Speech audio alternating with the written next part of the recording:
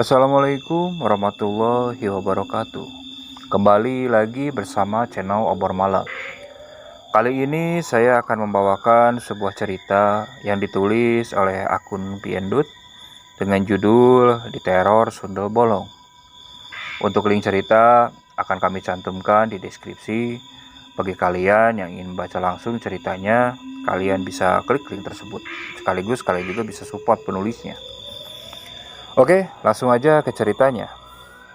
Tahun 1995, malam itu hujan lebat, disertai petir yang menjambar beberapa kali. Terlihat seseorang sedang mencangkul tanah perkuburan. Ia menaruh sesuatu di samping sosok tubuh yang berbalut kain kapan. Lalu orang itu menutup kembali lubang yang telah ia buat tadi dan pergi berlalu di tengah kegelapan malam.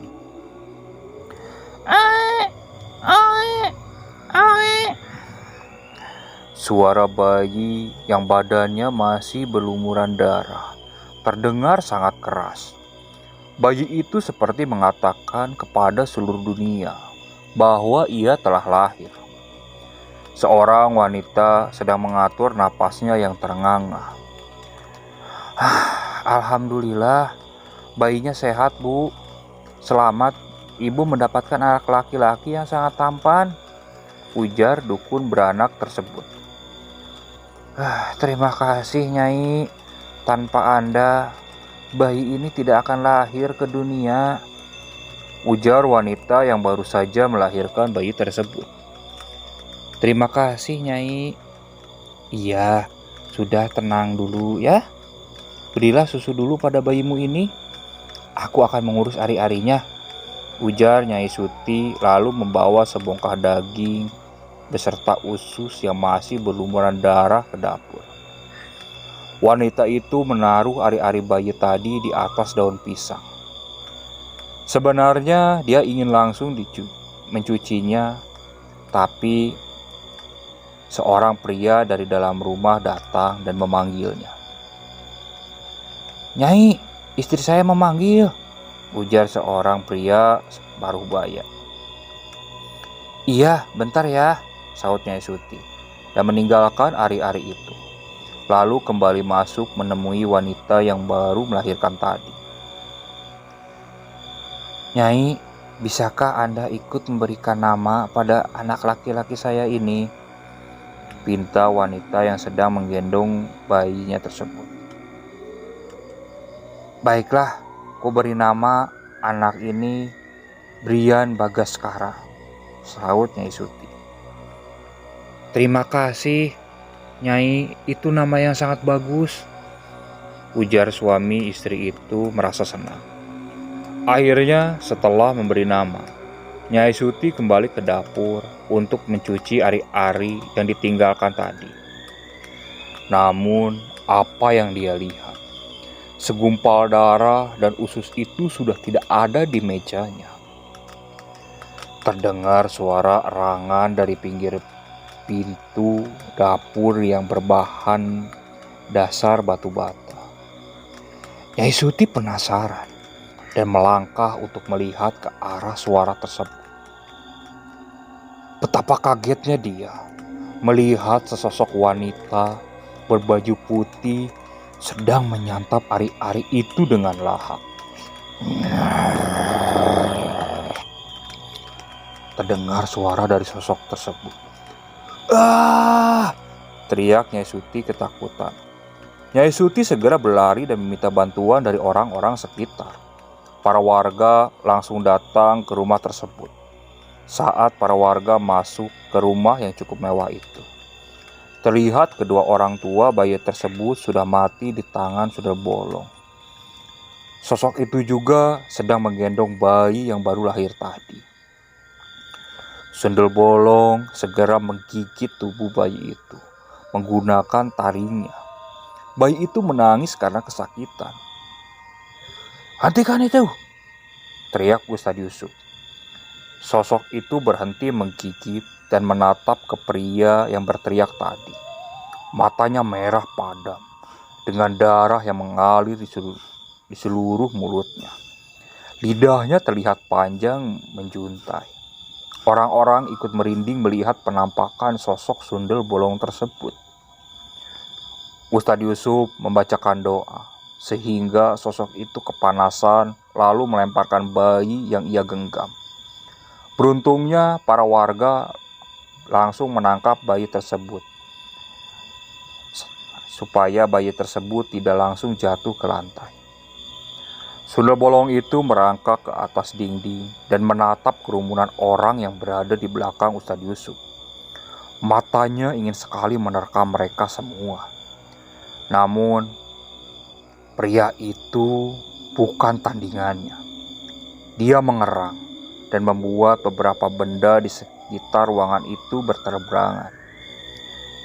Ustadz Yusuf kembali membaca doa.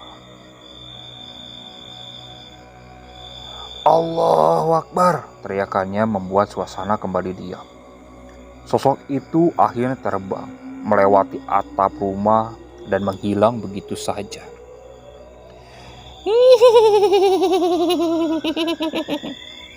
Suara tawanya masih terdengar dan membuat semua orang yang ada di situ merinding. Semua warga langsung memukul kentongan dan berteriak agar sundel bolong itu benar-benar pergi dari desa mereka. Kemudian sosok wanita yang berambut panjang itu akhirnya lenyap masuk ke hutan. Bayi yang terluka parah karena gigitan sundel bolong tadi segera dilarikan ke rumah sakit. Untunglah lukanya tidak seberapa. Namun karena bayi itu digigit sundel bolong, dia tidak akan bisa hidup normal seperti manusia biasa. Ustadz Yusuf berusaha menyalurkan tenaga dalamnya untuk membantu bayi yang malang tersebut. Kini bayi itu diasuh oleh Nyi Sutina, yang saat itu sudah memiliki satu anak laki-laki. Namun saat Brian berumur 5 tahun, bocah itu sering kesurupan dan selalu ingin tidur di kuburan. Maka dengan terpaksa, Brian dibawa oleh Ustadz Yusuf dan harus tinggal di pondok pesantren. Tahun-tahun pun berlalu, hingga pada tahun 2020. Seorang wanita tua sedang membuat sarapan di dapur. Ia membuka tutup rice cookernya, dan aroma nasi tercium wangi dari sana. Ia kemudian menggoreng telur dan ayam juga. Pasti si Pita bakal suka nih makan ini, umam Sutina seraya tersenyum. Ia menata semua piring dan lauknya di atas meja. Kemudian beranjak ke lantai atas untuk memanggil anaknya. Tiba-tiba sekelebat bayangan baru saja melewatinya. Apa itu? Gumamnya dan berbalik. Namun ia tak melihat apapun. Ia mulai menaiki tangga lagi. Mendadak sesosok wanita yang wajahnya berlumuran darah sudah berdiri tepat di hadapannya. Sutina berbalik dan menuruni tangga. Namun sosok itu sudah terlihat di bawah kakinya dan merangkak naik. Hingga akhirnya sosok itu menarik kaki Sutina dan membuat tubuhnya terjatuh berguling di tangga. Kepalanya langsung terbentur rantai dan darah mulai mengalir dari kepala wanita itu. Ambulans segera datang. Kemudian Sutina segera dibawa ke rumah sakit dan harus dirawat di sana. Pita, anak dari Sutina, gadis remaja yang baru bersekolah SMA, langsung memberitahu kepada kedua kakaknya tentang keadaan yang menimpa ibunya itu. Sebuah mobil berwarna biru terlihat melintas jalan yang berkerikil. Mobil itu bergoyang-goyang, membuat para penumpangnya harus berpegangan erat. "Mak, pegang yang erat ya. Sebentar lagi sampai kok," ujar pria yang bernama Dion itu sembari menyetir. "Iya, Pak," sahut Lili istrinya. Wanita yang sedang hamil 4 bulan itu menatap ke bangku belakang. Nampak gadis cilik berumur 4 tahun yang sedang bermain boneka Barbie kesukaannya. "Lili, nggak ngantuk sayang?" tanya Lilis pada anak pertamanya itu. "Enggak mah, belum nyampe juga ya. Lili kangen sama oma," jawab Lili. "Sebentar lagi kok, tuh tinggal belok di depan," sahut Dion. Lili tersenyum manis sembari menyimpan boneka Barbie-nya itu ke dalam tas. Sampailah mobil itu di depan rumah berantai 2 yang cukup mewah. Namun terlihat sepi, karena hanya ditinggali oleh Pita dan ibunya. Ayahnya sudah meninggal karena kecelakaan mobil saat Pita masih dalam kandungan. Dion keluar, lalu mengambil koper serta barang lain di bagasi belakang. Sedangkan Lili membantu anaknya untuk keluar dari mobil. "Assalamualaikum," sapa Lilis dan Lili di depan rumah besar itu.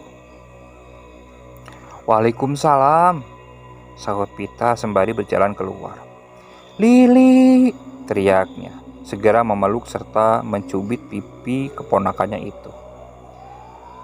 "Kak Pita sakit tahu," erang gadis cilik tersebut. Mereka semua tertawa dan membawa barang-barang itu masuk ke rumah. "Mbak Lilis, gimana kabarnya?" tanya Pita. "Baik kok, Pit," sahut wanita itu seraya tersenyum. "Aku bawa ini masuk ke kamar dulu ya," ucap Dion. "Sini mas, aku bantuin," sahut Pita seraya membantu membawa barang itu. Lilis dan Lili berkeliling di dalam rumah itu sambil melihat-lihat lukisan dan juga kaligrafi yang tergantung di dinding. Tiba-tiba Lili menarik tangan ibunya sembari menuju keluar jendela. "Ma, itu siapa yang berdiri di luar jendela?" tanya Lili. Sedangkan Lilis tak melihat siapapun di sana. "Gak ada apa-apa di sana," jawab Lilis. "Ada, Mak. Itu yang rambutnya berantakan, kayak gak disisir deh," ujarnya lagi. "Udah sayang, sini ikut mama, kamu pasti kecapean," ujar Lilis selalu menggiring anaknya. Sosok berwajah hitam itu masih menatap mereka berdua hingga berlalu hilang. Dion beserta istrinya datang melihat keadaan ibunya yang terbaring lemas di atas ranjang. Kemudian ia duduk di samping ibunya. "Maaf, Bu, Dion baru bisa datang sekarang. Semoga dengan kedatangan kami semua, keadaan ibu bisa lebih baik," isaknya seraya menggenggam tangan wanita tua itu. Lilis ikut mendekati suaminya, lalu menepuk bahu pria itu agar sedikit tenang. Dion lalu bertanya kepada Pita apa yang sebenarnya terjadi. Pita memberitahukan bahwa hari itu ia menemukan ibunya di bawah tangga dan sudah berlumuran darah. Dokter juga mengatakan ibunya mengalami stroke karena benturan di kepalanya. Pria itu menghela napas. Entah apa yang sudah berlaku pada ibunya. Semua orang juga ikut bersedih. Saat malam tiba, semua orang duduk menikmati hidangan makan malam. Tampak Lili juga duduk sambil bermain bola kecil di tangannya. "Kapan Brian pulang, Bu?" tanya Dion kepada ibunya. Namun dijawab oleh Pita. "Sepertinya besok, Mas. Berapa hari ini dia juga masih mengikuti ujian," jawab Pita. Padahal ibu lagi sakit. Kenapa dia gak cepat-cepat pulang?" cibir Dion. "Pah, sudah. Ayo makan dulu, keburu dingin nih," pinta Lili sembari menurunkan emosi suaminya. Lili sedang memakan ayam goreng kesukaannya sambil bermain bola dan menandakan bola yang dipegangnya terlepas, lalu menggelinding ke depan kamar Sutina. Lili turun dari kursi dan mengambil bola itu kembali. Namun, gadis cilik itu malah berdiri tegak sambil menatap ke dalam kamar Sutina yang dibiarkan terbuka. Lilis yang ingin menyuapi anaknya itu baru sadar kalau Lili sudah tidak ada di kursi. Lilis melihat anaknya berdiri sambil menatap sesuatu. "Lili, ngapain di situ? Sini, Nak," panggilnya. Namun gadis kecil itu tidak bergeming. Akhirnya Lilis menyusul anaknya itu. "Ayo makan lagi, sayang. Nasi kamu mulai dingin tuh," pinta Lilis. "Mah, itu siapa yang berdiri di pinggir ranjang?" tanya Lili tiba-tiba. Lilis melihat sekeliling dan tidak ada siapapun. "Gak ada siapa-siapa, sayang. Ayo ikut mama," ujar wanita itu dan membawa anaknya pergi dari sana. Sosok bermata merah itu masih berdiri tegak di pinggir ranjangnya Sutina. Malam itu, Pita tidur bersama Lili di kamarnya. Sayup-sayup terdengar suara cekikikan anak kecil yang membuat Lili tersentak. Ia bangun, lalu keluar dari kamarnya. Sesosok gadis kecil berambut panjang dan bergaun putih terlihat melambaikan tangannya ke arah Lili. Ia ikut tersenyum dan memandangi sosok itu. Lilis bangun dari tidurnya karena ia merasa haus. Ia beranjak dari tempat tidurnya dan berjalan ke dapur. Belum sempat ia mengambil air, telinganya mendengar suara erangan seperti seseorang sedang memakan sesuatu. Lilis mencoba mencari arah suara itu. Terlihat sesosok anak kecil yang punggungnya bolong dan dihinggapi banyak belatung sedang duduk berjongkok. Lilis menahan teriakan, namun bukan karena penampakan gadis itu, melainkan sosok itu sedang menggerogoti leher Lili dengan taringnya yang tajam. "Tidak!" teriak Lilis dan mengagetkan Dion yang tidur di sampingnya. "Mah, ada apa?" tanya Dion dengan cemas. "Mama mimpi Lili, Pak. Lili digigit setan," isak wanita itu. "Astagfirullahaladzim, Ma. Tenang, Ma. Tenang. Itu cuma mimpi kok. Papa ambil air dulu ya sebentar," ujar Dion sembari keluar dari kamarnya. Lilis duduk terdiam sembari mengatur napas. Mimpi barusan begitu menyeramkan. Hari itu Pita berangkat ke sekolah, sedangkan Dion akan mencoba mencari pekerjaan di sekitar desa di tempat tinggalnya. Tinggallah Lilis dan Lili di rumah untuk menjaga Sutina. "Lili mau ikut nyuapin Oma sama Mama enggak?" tanya Lilis. "Mau, Mah," sahut Lilis bersemangat. Lilis membawa semangkok bubur lalu menuju ke kamar Sutina. Wanita tua itu memang sudah tidak bisa berjalan dan berbicara dengan benar. Namun, ia masih bisa duduk di atas ranjang. Lilis menyuapi bubur pada ibu mertuanya itu, sedangkan Lili bermain di lantai dengan boneka Barbie-nya.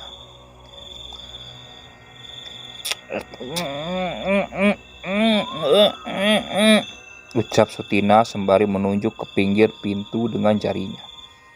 "Ada apa, Bu?" tanya Lilis yang juga bingung. Lilis melihat ke sekeliling, namun tak menemukan ada yang aneh. Ternyata Sutina bisa melihat sosok sundel bolong yang berdiri tegak di pinggir pintu. Sundel bolong itu matanya merah, menatap ke arah wanita tua itu. "Ayo, Bu, dimakan lagi ya buburnya," pinta Lilis pada ibu mertuanya. Namun, tangan Sutina menangkis mangkuk bubur itu hingga jatuh ke lantai. "Astagfirullah," ujar Lilis karena kaget. Ia segera mengambil mangkuk yang sudah jatuh di lantai itu. Saat Lilis berjongkok, ia tak sengaja melihat sesosok bayi yang wajahnya hitam di bawah kolong ranjangnya. Apa itu?" pekiknya karena ketakutan. "Ma," panggil Lili kaget karena suara ibunya. "Maaf sayang," ujar Lilis, lalu kembali melihat ke bawah ranjang. Namun, sosok itu sudah lenyap. Lili segera pergi ke dapur, lalu mengambil pel untuk membersihkan tumpahan bubur tadi. Saat ia mencuci mangkuk, ia merasakan ada yang sedang mengawasinya. Wanita itu berjalan ke ruang tamu dan melihat sekeliling. Bulu kuduknya tiba-tiba berdiri karena merasakan ada sesuatu yang aneh di rumah itu. Lilis kembali ke kamar Sutina. Namun, ia tidak mendapati Lili di sana. "Di mana Lili?" tanyanya bingung, padahal baru ditinggal sebentar. Ia keluar dari kamar itu dan mencari anaknya. Lilis membuka satu persatu pintu kamar di rumah itu. Namun, belum juga menemukan anaknya.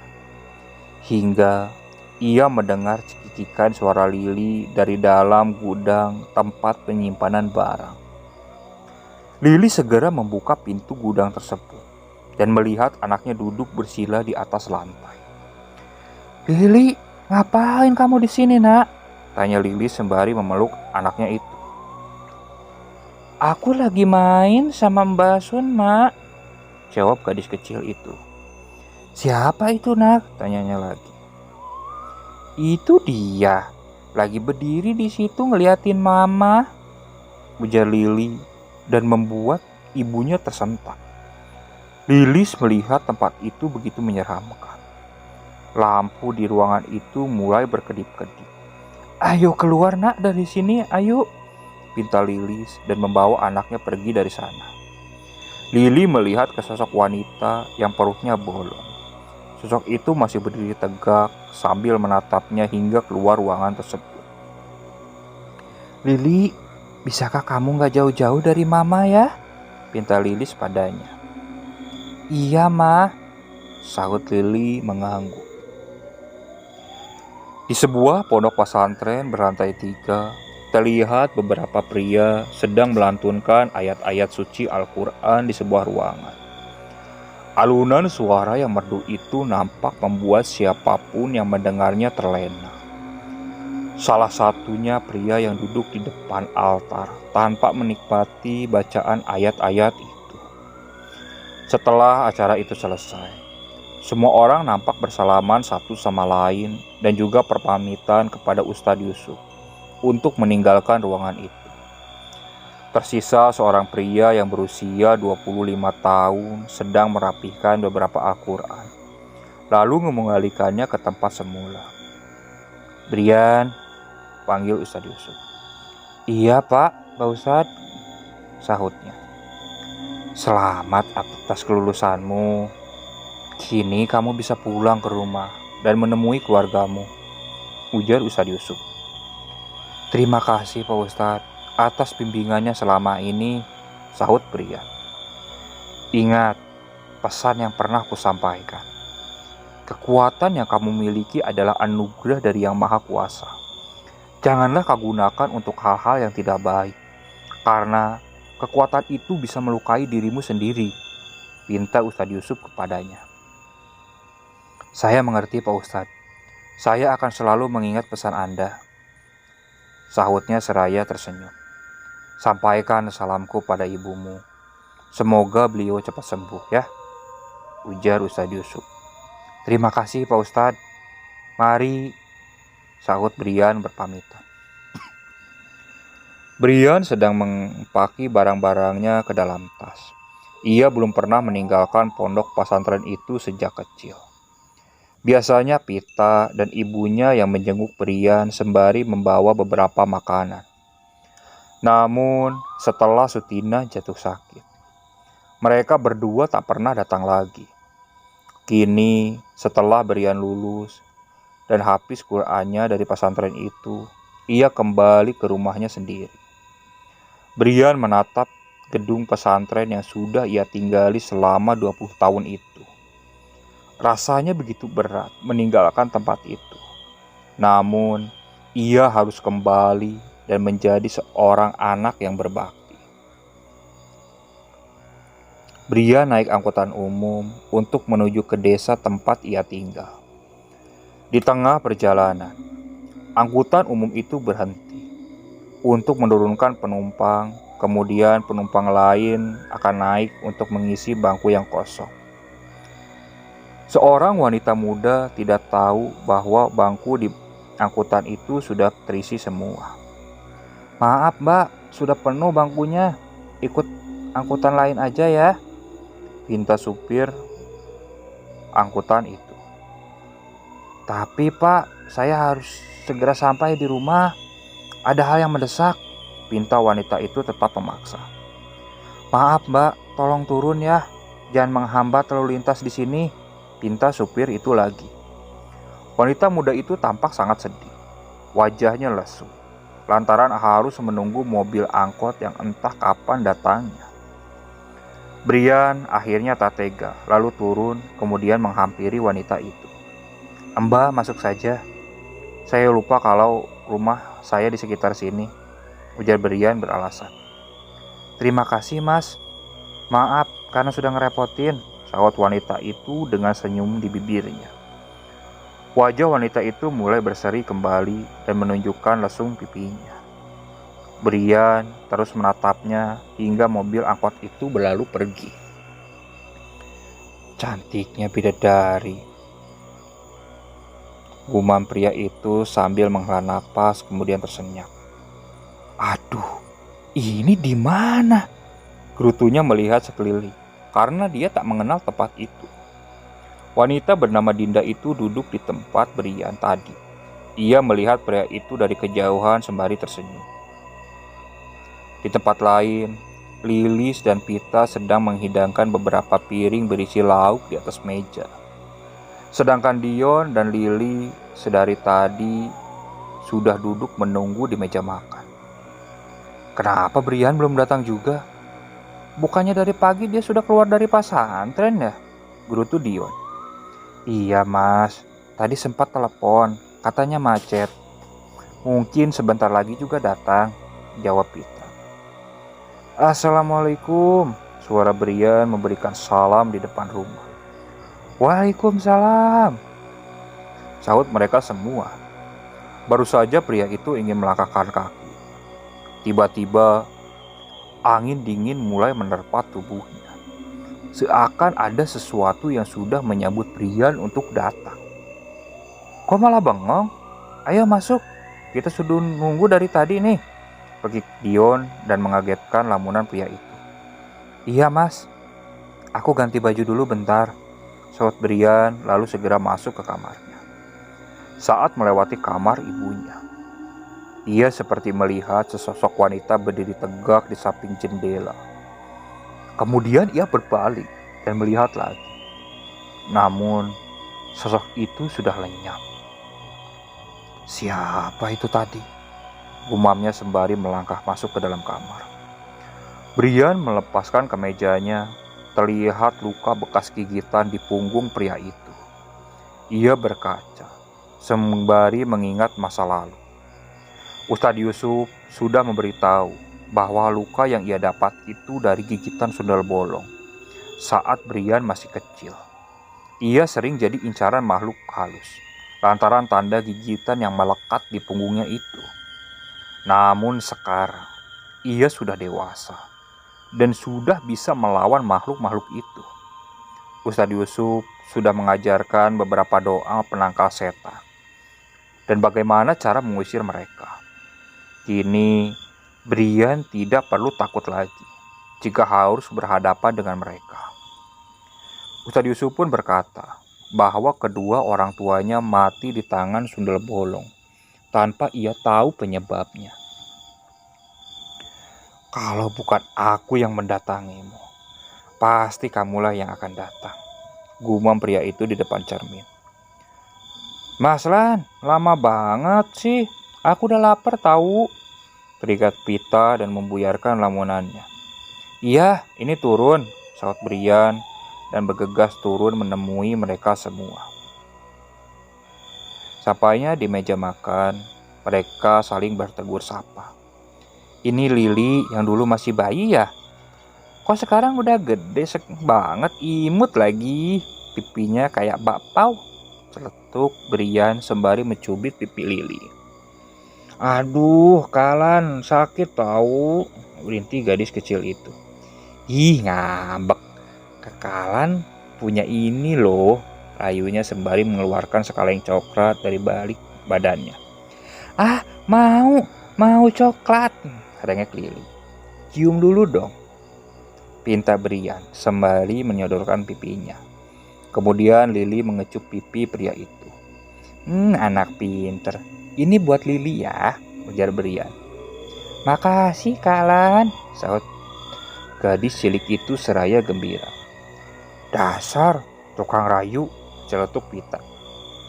Biarin, jawab Brian. Mereka semua ikut tertawa. Setelah makan malam, Brian menemui ibunya di kamar. Sembari memijit-mijit kaki ibunya yang kini sudah tak bisa lagi berjalan. Brian merasa sedih karena belum bisa membahagiakan ibunya. Sutina beranjak duduk. Kemudian Brian memberikan air minum kepada ibunya itu. Ini Brian, ibu. Aku sudah pulang seperti permintaan ibu. Cepat sembuh ya. Brian pengen ngajak ibu jalan-jalan seperti dulu, isak pria itu. Sutina mencoba membelai rambut Brian. Pria yang sudah dianggap seperti anaknya sendiri. Namun, tiba-tiba Sutina seperti sesak napas. Ia merasa ketakutan. Bu, ibu kenapa bu? Kenapa? Ada apa bu? Jawab Brian ikut cemas. Sutina melihat sosok sundel bolong yang merangkak ke atas langit-langit kamarnya. Beberapa ususnya sudah menjuntai keluar dari perut sosok tersebut. Sutina tak lepas melihat ke sosok itu.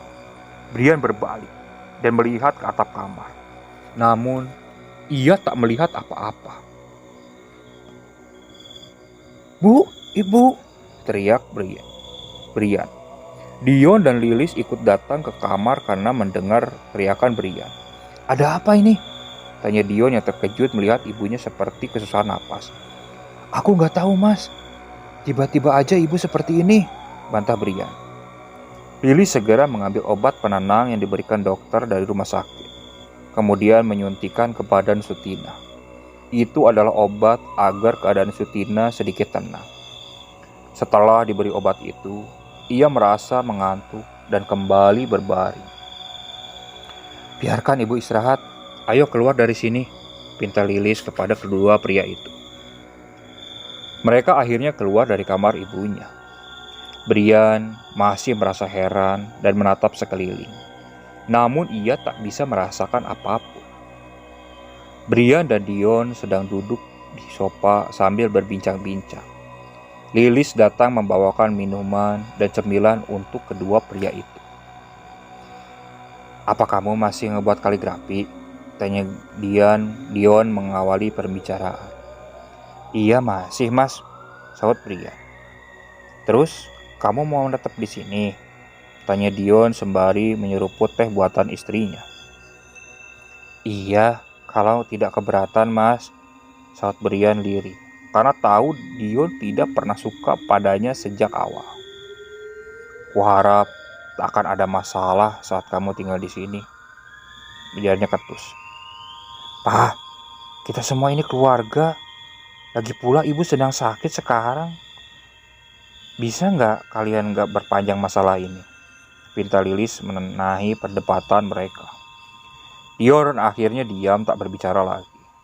Pria itu masih mengingat kejadian dulu saat Brian baru saja diterima di keluarganya. Malam itu saat hujan turun dengan lebat, Sutina membawa pulang seorang bayi di gendongannya.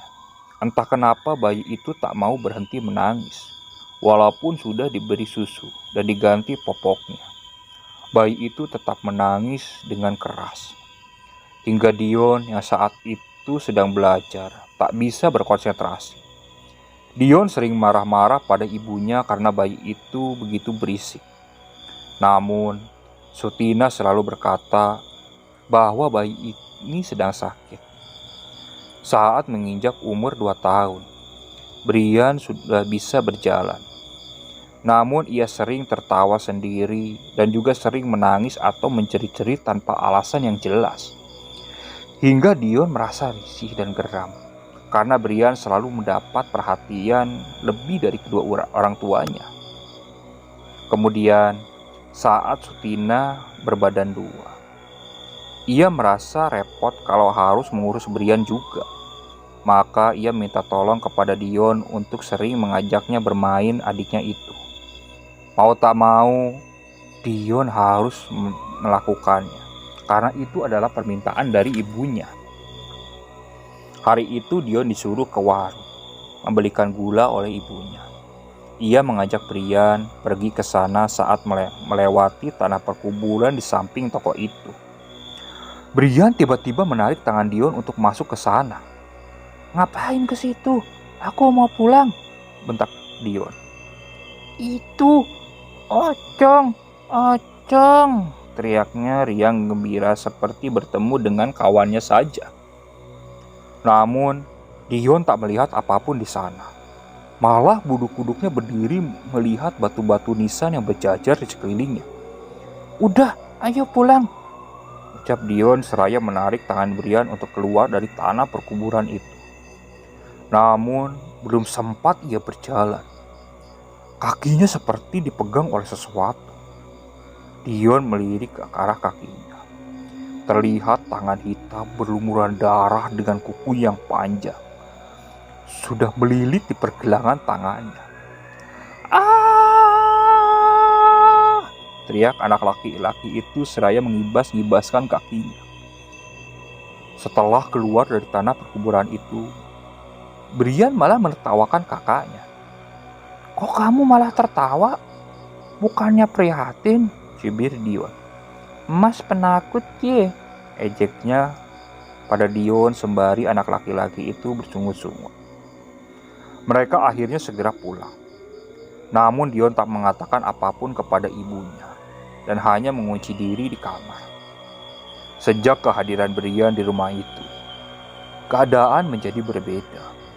Setiap malam, Dion sering mendengar suara orang yang menangis. Bahkan bayangan-bayangan yang selalu ada di sekitarnya. Lalu, perkataan Brian hari itu yang membuat Dion sangat membencinya. Hari itu ayahnya Dion akan bekerja sebagai supir box yang mengantar berbagai macam makanan.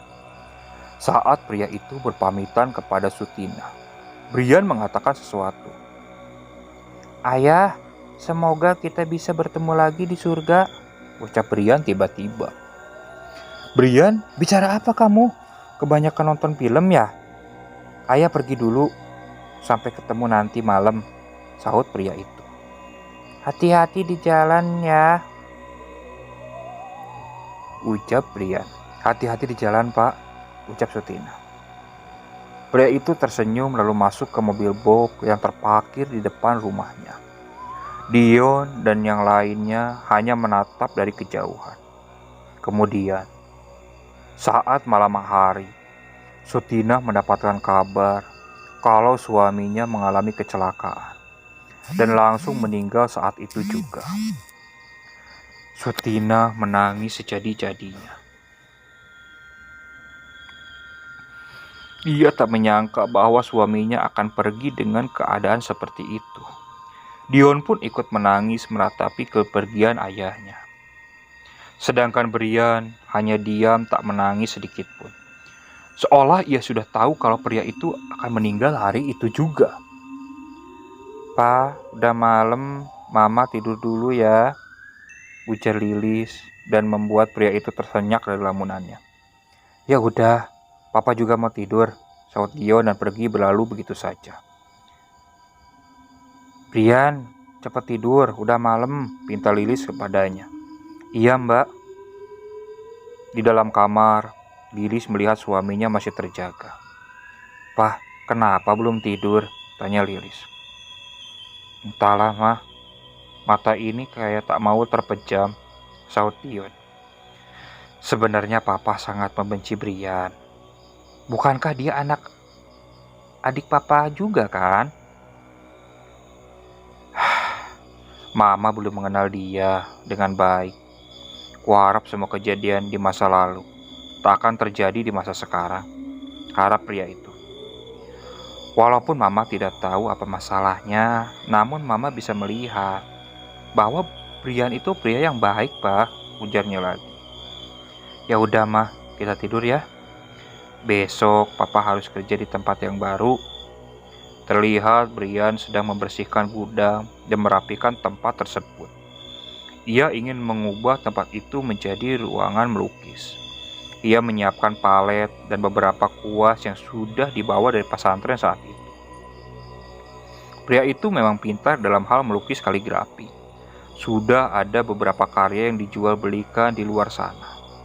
Biasanya Pita yang mengambil kaligrafi itu lalu menaruhnya di toko penjualan kaligrafi. Namun, karena sekarang dia sudah pulang ke rumah, dia akan pergi ke toko itu untuk menjualnya sendiri. Saat sedang asik menggambar, mendadak pintu gudang yang menutup dengan sendirinya. Pak! Suara itu mengagetkan Brian. Ia segera melangkah dan membuka pintu itu kembali. Namun, ia melihat Lily berjalan ke dapur.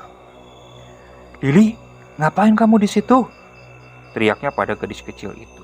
Namun tak dihiraukannya. Akhirnya, Brian mendekati keponakannya itu dan membalikkan badan Lily. Betapa terkejutnya ia melihat wajah keponakannya itu sudah berlubang dan ada beberapa belatung menggeliat di sana. Oke, sekian untuk cerita kali ini dan masih akan dilanjut oleh video selanjutnya. Terus ikuti channel Obor Malam dan jangan lupa klik tombol subscribe-nya supaya tidak ketinggalan dan sekaligus membuat kami bersemangat untuk terus membawakan cerita. Oke, kritikan dan sarannya juga kami sangat tunggu di kolom komentar. Assalamualaikum warahmatullahi wabarakatuh.